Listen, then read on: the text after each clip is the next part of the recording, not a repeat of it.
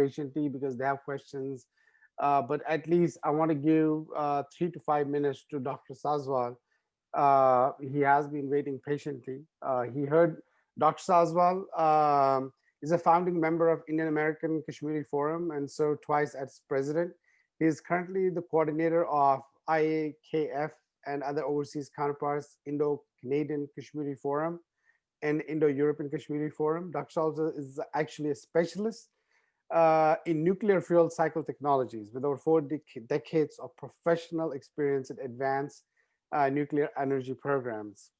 He was also a member of U.S. Department of Commerce Civil Nuclear Trade Advisory Committee, an advisory to which he was appointed by the U.S. government in 2011.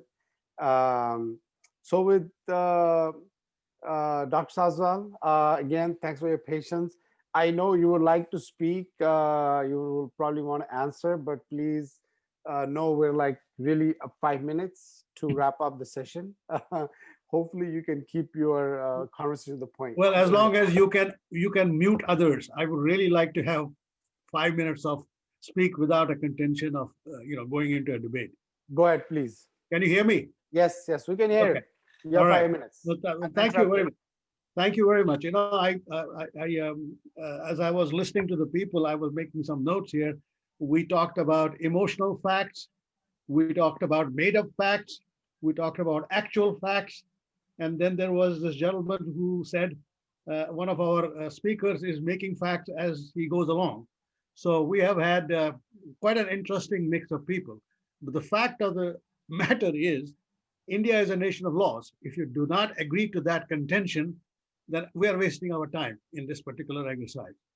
And if you accept the fact that India is a nation of laws, then quite frankly, the discussion on 370 and all that is really should have been left to the whims of whatever the Supreme Court will come back. I think if people are going to give tutorials on both sides of what the story is like, you are just wasting your time. I think that is not going to help Ibadat Khan.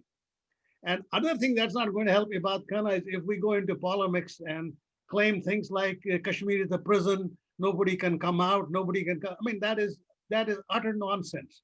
There is no such thing like a prison or anything like that. Anybody can come in and go out. There are 20 to 25 flights a day, and so on and so forth. So I think for Ibadat Khana to succeed, in my point of view, you have to be really focused. You have to recognize realities as they are, not as you wish them to be. And then go from there and then decide what you wish it to happen in the future. So the past cannot be wished. Past is a past and past is factual. I'm not going to repeat what I said on the October 4th webinar, but essentially I laid out in detail where Dr. Surinder Cole talked about CAG and all that. I laid out in detail. Essentially, BJP started from 1954 with an idea that they want to remove Article 370 as a political. They didn't look at its politics or legal or anything like that. It was a political decision on their part. They put it on their manifesto. They kept getting beaten up every next elections until they reached to the point where they could do so. But more critically, in my mind, where the idea of UT came in, which also I detailed in detail in the last webinar, which I'm not going to repeat, was in the years between 2010 and 2014. 2010 and 2014, BJP added to the 370 unannounced addition, which was not announced, was the fact that once they will do that, they will also do a UT of the state will be demoted to a UT. And they did it again to repeat the key points. They did it because of the law and order situation. They did it for national security reasons, and they did it for basically a very, very unrepresentative political empowerment that had taken place in the state. So these were the three things, and these are the three major constituents. So when you are talking about restoring those things, apart from the fact the Supreme Court is going to decide on certain issues, and if Supreme Court doesn't decide in the manner that obviously some of the people are hoping for, then how do you turn it back from UT to a state? Quite frankly, I said that in the last meeting also. The state has to earn it, because state has to show the law and order situation has changed for the better. the national security issues are taken addressed. And these are different constituencies in Delhi. These are not simply BJP. These are national security constituencies. These are administrative bureaucratic constituencies. They all have to decide at the end that the state is come back within the norms of what they consider to be a functional state like other states of India. So Kashmiris can live in the bubble and can imagine all their dreams of what I will do or what I will not do, how I will do it or how I will not do it. It's either the Supreme Court that decides on this issue, or you have to earn the return because you have to address the issues of law and order, national security, and power empowerment. But I defined this group that basically benefited from that system as being the ruling class. I called it the ruling class. I didn't give it a religious flavor because, quite frankly, it is non-denominational. But it is the class that basically benefited at the expense of majority of the people out in rural areas and all that non-Kashmiri, non-English speaking Kashmiris that didn't benefit from it. Now it's interesting. One of the contentions I made it didn't matter to me whether you are in a ruling party or you're out of ruling party or you are a separatist. You're all in that ruling class that basically control this flow. And lo and behold, on 15th of October, I was proved wrong. I mean, I was proved right when PAGD came into play. It was essentially ruling class basically making public the fact that it didn't matter whether you belong to PDP or National Conference or whatever. We're all in it together because it's our all stakes are in we have been displaced and we want to claim back what we had. My only personal problem is that I wish they hadn't named it Gupkar. This thing, my ancestor Gopaditya probably is turning in his soul, thinking, wish they had named it Sonovar Declaration or something like that. But be it may, they decided it was going to be Gupkar. But now let's focus on the true purpose that I think you asked us to be here, which was, what do we do about Kashmiri Pandits and Kashmiri Muslims? How can they have a dialogue? We had some points that were made by Jivanji in the first seminar, which I think was very, very, very much to the point. But the fact is, from my perspective, all politics is local. As much as I like to talk about China and the Pakistan, all that, no, to me, all politics is local. So how the Kashmiri Muslim community has handled its interactions and interfaces with Kashmiri Pandits, and not by making up these fake facts that we heard from one of the speakers, how that has happened is really a matter of consideration.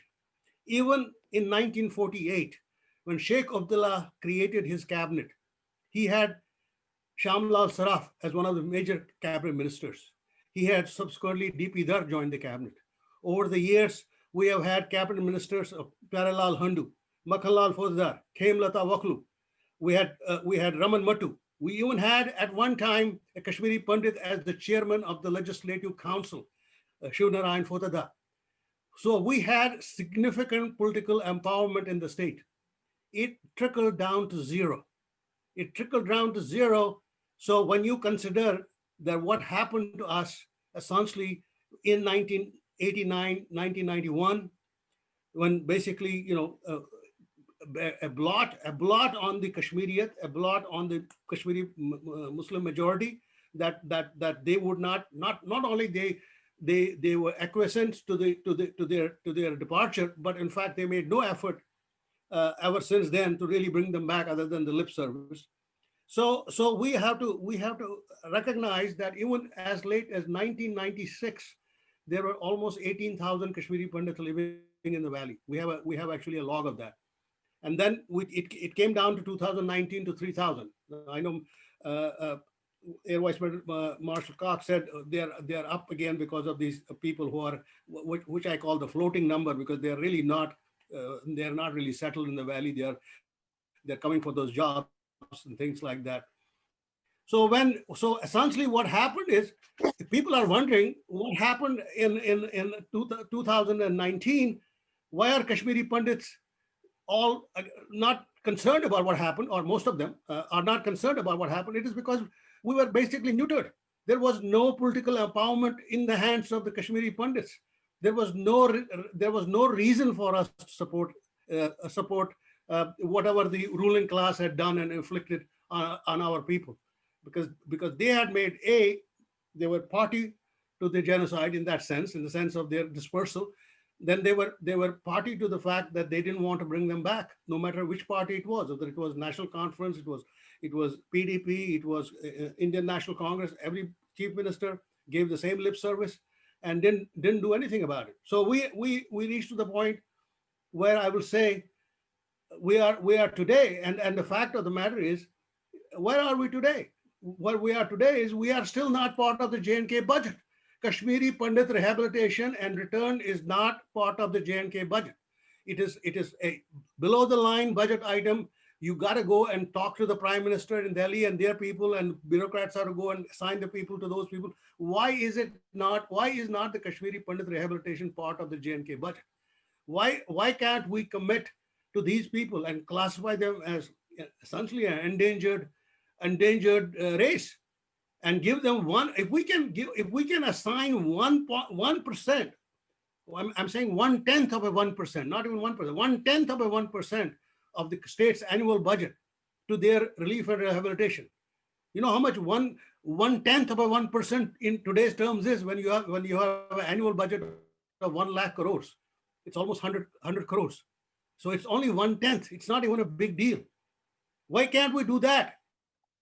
Why can't we have people coming out and saying that, yes, that Kashmiri Pandits, what will gladden my heart? Tasawwur, what will gladden my heart is if tomorrow National Conference and PDP announce we have fundamental differences with Government of India in not joining the Delimitation Commission, but we're going to join the Delimitation Commission with only a single motive.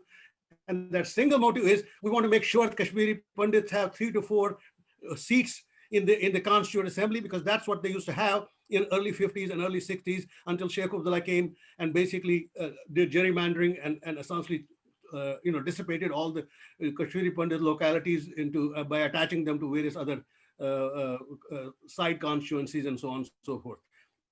If they would show me good, that is an act of good faith. I don't want somebody to go up and go to my mother, which is next door, and say, you're my brothers and things like that. That's nonsense.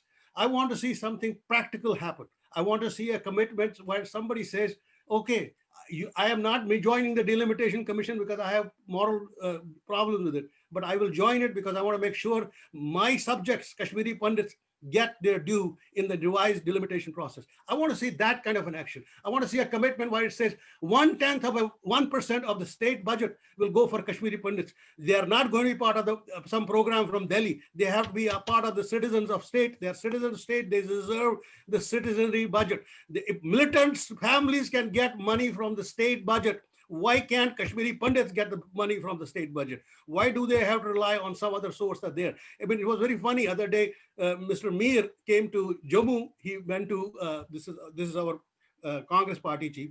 He went to Jammu. He went to Jagti that, Mr. Mahaldar talked about. And he offered sympathy to those people there. But there, he couldn't help himself. He said, well, subject to the fact that if we get money from Delhi, we will give. He should have been saying, why isn't J&K government giving that money right now? I mean, he's not even a ruling power. He's not even in power, so he can say anything he wants. But they all want to protect that thing. They don't want Kashmiri Pandits back integrated into Kashmir's economy. So if we are talking about real things, we can talk about polemics, we can talk about prisons, we can talk about 370, we can talk about a lot of nonsense. But the fact is, if we're talking about Kashmiri Pandits and Kashmiri Muslims coming together, there have to be some injustice that have to be fixed up. There have to be some things that have to be corrected. And you cannot play games and explain by lengthy, oh, then I was here, then I was a member of that, then I was a member of this. That doesn't work. We need a no BS path forward. And I think that will be the success of Ibadat Khana. If you can manage that, I would say it will be a good thing to do. Thank you very much.